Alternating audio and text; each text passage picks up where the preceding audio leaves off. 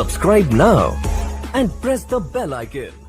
Never miss an update. نحمده ونصلي على رسوله الكريم أما بعد فأعوذ بالله من الشيطان الرجيم بسم الله الرحمن الرحيم لن ينال الله لحومها ولا دماؤها ولكن يناله التقوى منكم وقال النبي صلى الله عليه وسلم ما عمل ابن آدم من عمل يوم النحر أحب إلى الله من إحراق الدم وإن الدم ليقع من الله بمكان قبل أن يقع على الأرض فطيبوا بها نفسه وكما قال رسول الله صلى الله عليه وسلم সম্মানিত শ্রোতা, আল্লাহ তাআলার অশেষ মেহেরবানি যে আল্লাহ তাআলার ফজলের কারণে আমরা এমন মুবারক দিন পেয়েছি যে দিনের জিলহজ্জা মাসের প্রথম 10 দিনের একদিনের ইবাদত, একদিনের রোজা এক বৎসরের রোজার সমতুল্য এবং এক রাত্রির ইবাদত শবে কদরের ইবাদতের বরাবর। আর বিশেষ করে আরফার দিনের রোজা গত এক বৎসরের এবং আগামী এক বৎসরের গুনার জন্য কাফারা হয়ে থাকে। তাই সকল মুসলমানের জন্য জরুরি যে আরফার দিনের এই ফজিলতকে সামনে রেখে আরফার দিনে রোজা রাখার চেষ্টা করা। আরফার পরের দিন হইলে, আরফার দিন বলতে হাজিগণ যেদিন আরফাত সমবেত হন সেদিনকে শুধু আর ইয়মে আরফা বলা হয় এমন নয়। প্রত্যেক এলাকায় যেদিন জিলহজ্জার 9 নম্বর তারিখ হবে, জিলহজ্জা মাসের 9 তারিখ হবে, এই এলাকার জন্য এই দিনকে ইয়মে আরফা বলা হবে। আরফার পরের দিন হইলে কুরবানির দিন, ইয়াউমুন নাহর, কুরবানির দিন। এই কুরবানি ইসলামের এমন একটি ইয়াদগার, এমন একটি বড় হুকুম যে পুরো বছর যদি আপনি যে কোনো পশু জবাহ করেন তাহলে এটাকে জায়েজ বলা হবে। এই জবাহ করা কোনো ইবাদত নয়। হ্যাঁ, যদি পরে সদকা করা হয় তাহলে ইবাদত হবে, কিন্তু এই কুরবানি এমন একটি ইবাদত যে জিলহজ্জা মাসের 10, 11, 12 তারিখে কুরবানির নিয়তে জানোয়ার জবাহ করা, এই জবাহের মাধ্যমে এই ইবাদত আদায় হয়।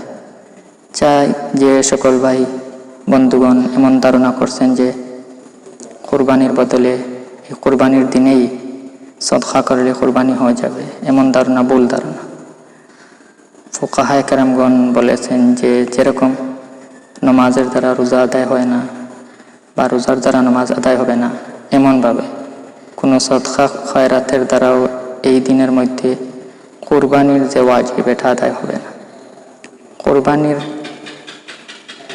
জানোয়ারের যখন জবাহ করা হয়, এই জবাহ করার পরে রক্তের প্রথম বিন্দু জমিনে পড়ার সাথে সাথে কুরবানি করেনেওয়ালার জিন্দেগির সব গুনাহ মাফ হয়ে যায় এবং কুরবানির যে পশু জবাহ করা হয় তার সকল এই রুমের পরিবর্তে আল্লাহ তাআলা নেকি দান করেন।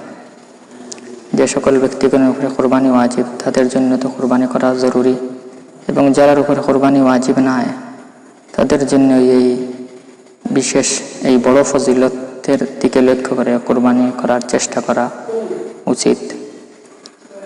এই ব্যাপারে ফুকাহায়ে কেরাম লিখেছেন আত-তাযহিয়াতু বিআশারাতিন খায়রুম মিনাত তাসাদ্দুকি বিআলফিন, যে 10 টাকা দিয়ে কুরবানি করা 1000 টাকা সদকা করা থেকে উত্তম। এখন অনেক মানুষ এমন আছেন যাদের উপরে কুরবানি ওয়াজিব, কিন্তু ভুলবশত হিসাবে মাসলা না জানার কারণে তারা কুরবানি করছেন না। যেমন উদাহরণ হিসাবে অনেক মা বোন এমন আছেন যাদের মা বাবা দুজন কিংবা কোনো একজন মারা গিয়েছেন এবং ওনার সম্পত্তি বাপের বাড়িতে আছে, বন্টন করা হয়নি, এবং এই সম্পত্তি বর্তমানে ওনার কোনো কাজেও আসছে না, ব্যবহারে আসছে না।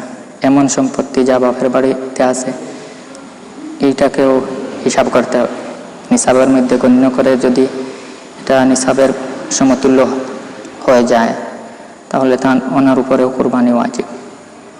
এই ব্যাপারে অনেক মানুষ গাফিল, এদিকেও লক্ষ্য করতে হবে।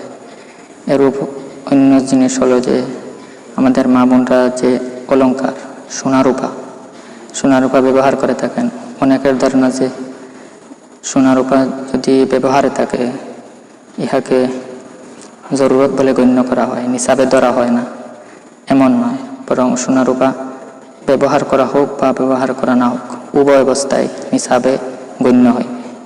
যদি একা নিসাব পরিমাণ হয়ে যায় বা অন্য জরুরতটাকে ফাজিল সামানের সাথে যোগ করে নিসাবে পৌঁছে যায়, তাহলে ওনার উপরে কোরবানি করা ওয়াজিব। এখন আমরা বিভিন্ন সময় বলে থাকি যে কোরবানি কার উপরে ওয়াজিব? যার কাছে 7.5 তোলা সোনা বা 52.5 তোলা রূপা আছে। এখন বিভিন্ন মানুষ এমন ধারণা করেন যে আমার কাছে সোনা আছে কিন্তু 7.5 তোলা সোনা নেই, তাই আমার উপরে কোরবানি ওয়াজিব নাই। অথচ ওনার কাছে টাকা পয়সাও আছে বা রূপা আছে বা ব্যবসার সামান আছে। এখন এই ব্যাপারে এদিকে লক্ষ্য করতে হবে যে 7.5 তোলা সোনা থাকলে কোরবানি ওয়াজিব, এটা শুধু এই ব্যক্তির জন্য যার কাছে শুধু 7.5 তোলা সোনা আছে, সাথে কোনো টাকা পয়সাও নেই বা ব্যবসার সামান নেই বা প্রয়োজনের অতিরিক্ত কোনো সামান নেই। এবং যে ব্যক্তির কাছে সোনার সাথে সামান থাকে বা টাকা পয়সা বা রূপা থাকে, তার জন্য দেখতে হবে যে 52 তোলা রূপা 7.5 তোলা সোনা তার জন্য গ্রহণযোগ্য নয়। এই ব্যাপারে লক্ষ্য করা উচিত। এখন আমরা খালিস কোরবানি যখন আল্লাহর নামে করে দিলাম, এরপরেও এমন কিছু কাম আছে যার দ্বারা আমাদের কোরবানি পুরাপুরিভাবে কবুল হয় না এবং আমরা কোরবানির পুরাপুরি সওয়াব পাবো না।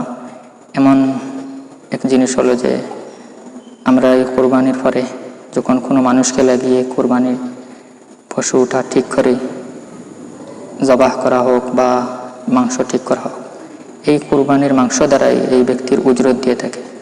সাধারণত এমন হয় অন্য কোনো উজরত না দিয়ে এই মাংস দ্বারা উজরত দেওয়া হয়। অথচ কোরবানির হুকুম হলো যে কোরবানির কোনো অংশ দিয়ে, চাহে গোশত হোক বা চামড়া হোক, কোরবানির কোনো অংশ দিয়ে যদি উজরত দেওয়া হয় তাহলে এই কোরবানির সওয়াব পুরাপুরিভাবে পাবেন না যতক্ষণ এই উজরত দেওয়া হয়েছে যে অংশ দিয়ে তাহার দাম বের করে কোনো ফকিরকে সদকা করা না হবে। তাই আমরা যারা অন্য মানুষকে লাগিয়ে এই কোরবানির গোশত ঠিক করাবো, তাদের জন্য প্রয়োজনীয় যে তার পারিশ্রমিক দিয়ে পরে আপনি গোশত সদকা করেন, কোনো অসুবিধা নেই, কিন্তু কোনো পারিশ্রমিক না দিয়েই এই গোশত তারা উজরত দেওয়া এটা জায়েজ না।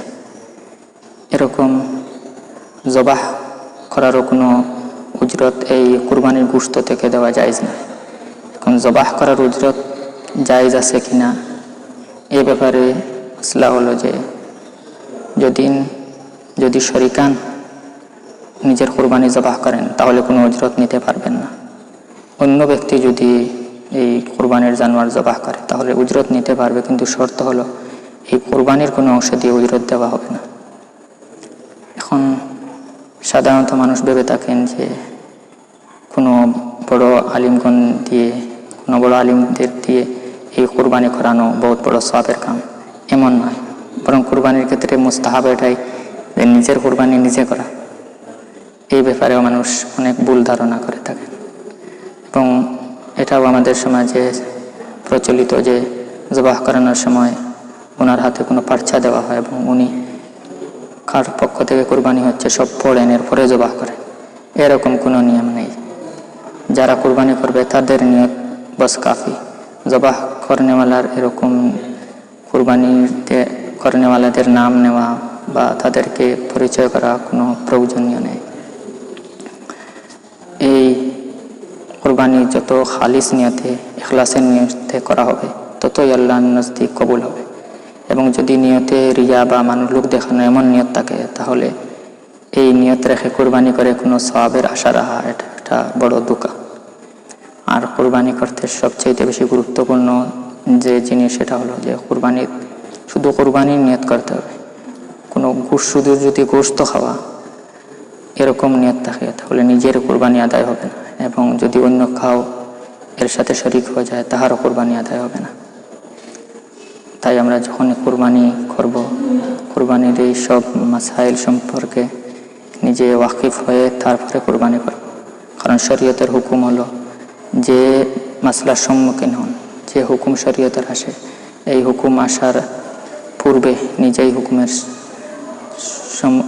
সমস্ত মাসাইলগুলো জেনে রাখা, এরপরে এর উপরে আমল করা। তাই সবচাইতে সামনে যে দিন রয়েছে তো হলো ইয়াউমে আরফা, এরপরে হলো কুরবানির দিন। এখন কাল থেকে তাকবীরে তাশরিকও শুরু হয়ে যাচ্ছে শুক্রবার ফজরের পর থেকে। এই 5 দিনকে শুক্রবার ফজরের পর থেকে শুরু করে জিলহজ্জার 13 তারিখের আসর পর্যন্ত এই দিনের নাম হলো তাকবীরে তাশরিকের দিন, আইয়ামে তাশরিক নয়। এখানেও মানুষের কিছু ভুল হয়ে যায়, এই তাকবীরে তাশরিকের দিনগুলিকে আইয়ামে তাশরিক মনে করেন, এমন নয়। এই দিনগুলো হলো তাকবীরে তাশরিকের দিন। আইয়ামে তাশরিক হলো শুধু জিলহজ্জার 11 তারিখ, 12 তারিখ এবং 13 তারিখ। তাই কোনো ব্যক্তি মনে করেন আইয়ামে তাশরিকের তে রোজা রাখা হারাম, তাই আরফার রোজা রাখাও ঠিক নয়, কারণ তাকবীরে তাশরিক শুরু হয়ে যাচ্ছে। তাই আলোক বুঝতে হবে যে তাকবীরে তাশরিকের দিন হলো 5 দিন এবং আইয়ামে তাশরিক হলো শুধু জিলহজ্জার 11 তারিখ, 12 তারিখ এবং 13 তারিখ। আল্লাহ তাআলা আমাদেরকে এই কুরবানি সম্পর্কে সমস্ত মাসাইলগুলো বুঝে এবং ইখলাসের নিয়তের সহিত কুরবানি করার তৌফিক দান করুন। আমিন।